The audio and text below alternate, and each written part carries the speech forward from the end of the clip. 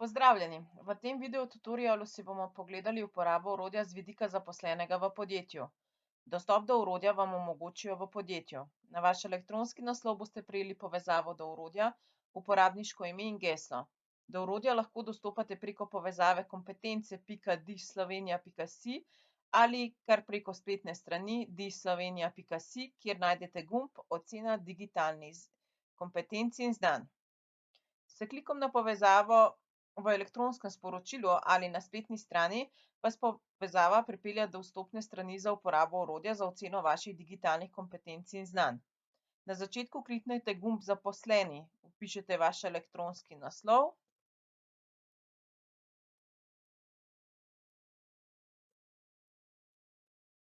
geslo in pritisnete gumb Naprej. Pridete na začetno stran orodja, kjer imate na kratko razložene korake, ki vas vodijo skozi sam postopek ocenjevanja vaših digitalnih kompetenc in znanj, glede na vašo dodeljeno vlogo v podjetju in ki si jih bomo ogledali v nadaljevanju. Kliknemo gumb Naprej. Izpiše se vam vaše namizje orodja. Na desni strani imate zapisano trenutno pozicijo v podjetju, sledi pregled vprašalnikom. V našem primeru ima zaposlena Marjetka možnost reševanja 3 vprašalnikov, in sicer projektni vodja, prodaja in HR služba. Vprašalniki, ki so dosegljivi, so obarvani z modro barvo. Ko smo pripravljeni, kliknemo na izpolnjevanje vprašalnika. Odpre se nam pregled vprašanj.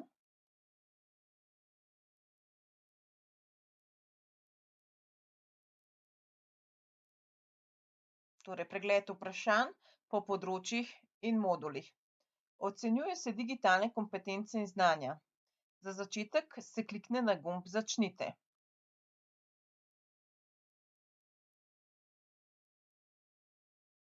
Ocenjujete podane trditve, kjer ocenjujete, koliko posamična trditev velja za vas. 1 predstavlja, da trditev nikoli ne velja za vas, 6 pa vedno velja za vas. Zgoraj imate tudi zapisano kompetenco, torej v tem primeru vodenje digitalnih projektov, ki jo trenutno ocenjujete, ter seznam vprašanj, ki se nanašajo na posamično kompetenco. Po vprašanjih se pomikamo z gumbom Naprej. Torej preberemo trditev: digitalne projekte vodim v skladu s projektnimi cilji in načrtovanimi poslovnimi učinki. Recimo, da to pogosto velja zame. In potem ocenjujete zadeve in trditve z gumbom Naprej. Vmes lahko tudi shranite in zaprete vprašalnik, na reševanje katerega se lahko vrnete kasneje.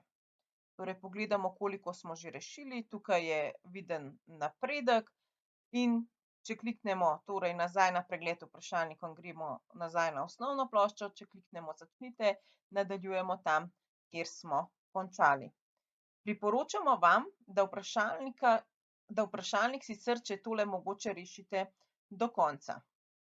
Torej tukaj vidimo, da smo začeli že 2 vprašalnika, ki pa jih še nismo dokončali, in en vprašalnik, ki smo ga dokončali v celoti in do njega ni moč več dostopati.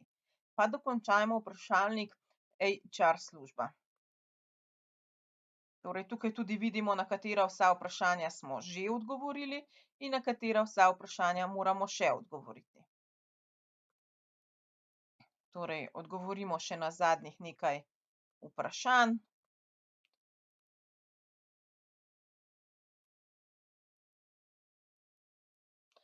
Ko pridemo do zadnjega vprašanja, moramo klikniti Zaključite.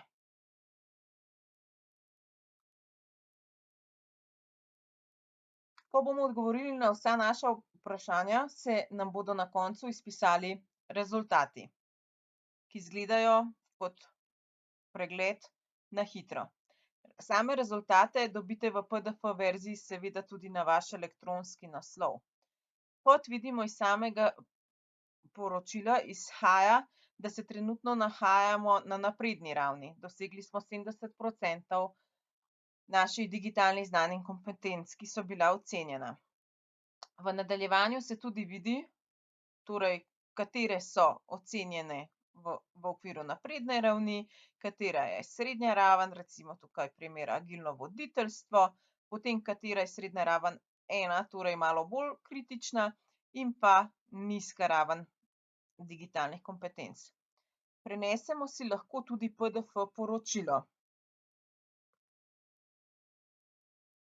Pa si poglejmo v nadaljevanju še PDF poročilo, ki ga dobite tudi na vaš elektronski naslov. Samo PDF poročilo pa je sestavljeno tako, da v prvem delu poročila najdete rezultate po posameznih sklopih, ki so vam bili dodeljeni glede na vaše delovno mesto. V drugem delu poročila pa najdete načrt usposabljanja za obdobje naslednjih 5 let, ki temelji na vaši oceni digitalnih znanj in kompetenc. V obdobju do 1 leta, samo majčkeno, da se spustimo nižje, torej načrt usposabljanja. V obdobju do 1 leta so uvrščene kompetence in znanja, pri katerih dosegate nizko raven. Pomembno je, da te kompetence in znanja pridobite čim prej. V namenu uspešnega opravljanja nalog in sodelovanja pri digitalni transformaciji vašega podjetja jih seveda vključite v usposabljanja, ki jih boste načrtovali v obdobju do 1 leta. V drugem sklopu načrta usposabljanja se nahajajo kompetence in znanja, pri katerih dosegate srednjo raven 1. stopnje. Kljub zadovoljivi ravni je prav, da jih v obdobju do naslednjih 3 let nadgrajujete in razvijate.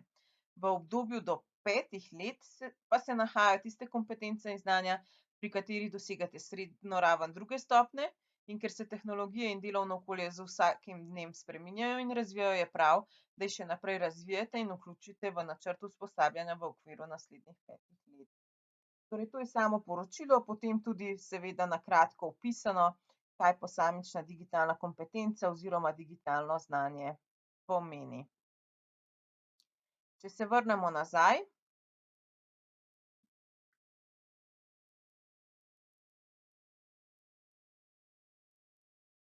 Torej, ko končamo s pregledom našega poročila, se lahko vrnemo nazaj na našo nadzorno ploščo samega orodja. Sama poročila pa prav tako najdemo tudi v našem orodju in si jih lahko kadarkoli ponovno prenesemo. Ko enkrat zaključimo sam izbrani vprašalnik, do njega ni več mogoče dostopati. Tukaj so še kontaktni podatki vašega podjetja, preko katerega lahko kontaktirate s svojim podjetjem. To je to za ta del uporabe orodja z vidika zaposlenega v podjetju.